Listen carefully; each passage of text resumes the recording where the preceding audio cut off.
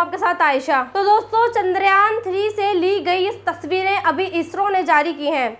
21 अगस्त की सुबह करीब 9 बजे ये 4 तस्वीरें जारी की और ये बताया कि जो कैमरा चंद्रयान 3 में लगा है वो ये बता रहा है कि चंद्रयान 3 की चांद पर लैंडिंग सही सलामत होगी। इसरो के साथ साथ इस बार पूरे देश को भी ये भरोसा है कि इस बार भारत इतिहास रचेगा और वो रचेगा अब तक दुनिया में कोई भी नहीं रच पाया होगा। आप भी पिछले करीब 2 हफ्तों से चंद्रयान 3 से जुड़े ये खबरें देख रहे हैं और ये भी समझ रहे होंगे कि चंद्रयान 3 के चांद पर पहुंचने के बाद क्या होगा।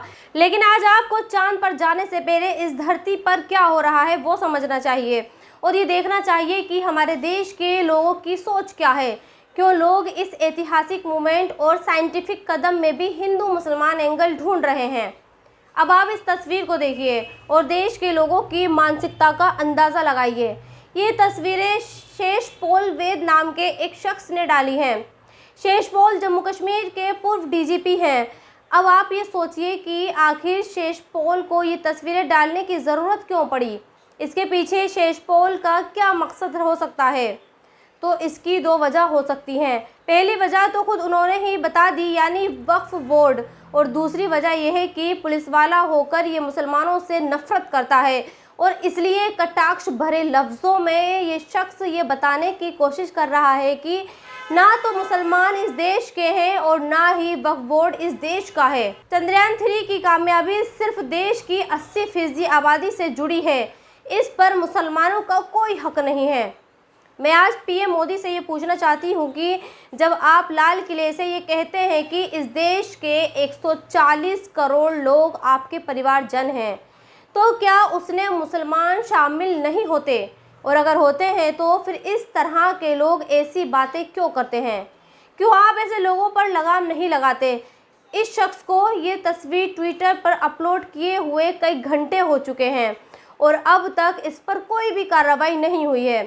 जिस तरह से आप और आपकी पुलिस बिना किसी कंप्लेंट के, बिना किसी शिकायत के मुसलमानों के खिलाफ कार्रवाई करती है, शेषपोल के मामले में ऐसा क्यों नहीं है? क्योंकि शेषपोल को ये लगा कि अगर चंद्रयान 3 चांद पर जाने में कामयाब हो जाता है और ये पता लगा लेता है कि वहाँ जीवन है, वहाँ पर भी पानी है, वहाँ पर भी धरती है और उस धरती पर खेती की जा सकती है, वहाँ रहा जा सकता है, तो क्या उस ज़मीन पर वक्फ बोर्ड का कब्ज़ा हो जाएगा? आखिर आपको वक्फ बोर्ड से इतनी चिढ़ क्यों है? आप इस धरती पर लगातार वक्फ बोर्ड की ज़मीनों को सरकारी ज़मीनें बताकर हड़प रहे हैं, जबकि हकीकत तो ये है कि इस देश के आज़ाद होने से पहले हिंदुस्तान में बहुत सारी ज़मीनें वक्फ बोर्ड की थी। कहा तो ये भी जाता है कि हिंदुस्तान में वक्फ बोर्ड पर रेलवे से ज़्यादा ज़मीनें हैं। तो क्या आपको इसी बात का मलाल है? और शायद आपको ये लगता होगा कि कहीं चांद पर ज़िंदगी मिलने के बाद कहीं ये मुसलमान और उनका वक्फ बोर्ड वहाँ अपनी बोर्ड ना लगा दे, या फिर आप ये समझते होंगे कि मुसलमान और वक्फ बोर्ड टारगेट करने के लिए सबसे ज़्यादा आसान है, इन्हें कुछ भी कहो और पुलिस और प्रशासन कुछ नहीं बिगाड़ता है। लिहाजा आपने चंद्रयान 3 की कामयाबी की जिस वक्त बात हो रही थी, इस तरह की फ़ोटो डाल दी और ये दिखा दिया कि देखो मुसलमान कैसे होते हैं।